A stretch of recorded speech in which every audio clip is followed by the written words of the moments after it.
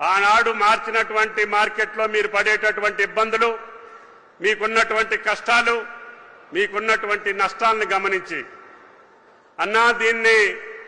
జాతీయ స్థాయిలోనే కాదు ప్రపంచ స్థాయిలో నా రైతాంగానికి మళ్ళీ ఆ కష్టం రాకుండా నాకు ఈ మార్కెట్ నిర్మాణం జరగాలి. కాబట్టి దయచేసి మీరు ఆలోచన చేసి ప్రపంచవ్యాప్తంగా ఎక్కడైతే మంచి అవకాశాలు ఉన్నటువంటి మార్కెట్ ఉందో ఆ మోడల్ నాకు ఏర్పాటు చేయండి అని చెప్పి పదే పదే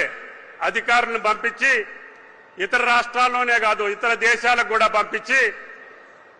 ప్రపంచంలోనే అత్యాధునికమైనటువంటి ఒక సమీకృతమైనటువంటి పండ్ల మార్కెట్, పూల మార్కెట్, అదేవిధంగా మాంసం, గుడ్లు, పాలు రైతు ఏది పండించినా కూడా ఇక్కడ అమ్ముకునేదానికి, ఆ పంటలు నష్టపోకుండా ఉండేదానికి, తద్వారా దేశాల నుంచి వ్యాపారస్తులు వచ్చి మన సరుకును కొనుక్కొని వెళ్ళేదానికి, అదేవిధంగా భారతదేశంలో ఉన్నటువంటి అన్ని రాష్ట్రాల్లో కూడా మీ కోయిడా మార్కెట్కి వచ్చి మన ఉత్పత్తుల్ని తాజా సరుకును తీసుకెళ్లేటటువంటి విధంగా కోల్డ్ స్టోరేజీలు కానీ వాటికి కావలసినటువంటి అన్ని అంగుల్ని మీరు ఏర్పాటు చేయండి. 200-300 కోట్లు కాదు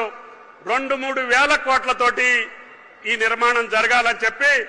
సాక్షాత్తు సొంతంగా దాన్ని పరిశీలించి ఈ సరైనటువంటి స్థలాన్ని ఓఆర్ఆర్కి పక్కనే ఉండి రేపు రాబోయేటటువంటి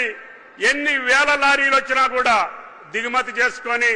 ఎగుమతి చేసుకునేటటువంటి సౌకర్యాలు కలిగినటువంటి ప్రాంతాన్ని ఈ రోజు మా రంగన్న చెప్తున్నాడు ఇక్కడ ఎకరం 25,000 కోట్లు ఉందని. మేము మార్కెట్ చెప్పకముందు 10 కోట్లు 15 కోట్లుంటే ఈనాడు 20 కోట్లు 25 కోట్లకి పెరిగింది. అంటే ఇంత విలువైనటువంటి భూమిని ముఖ్యమంత్రి గారు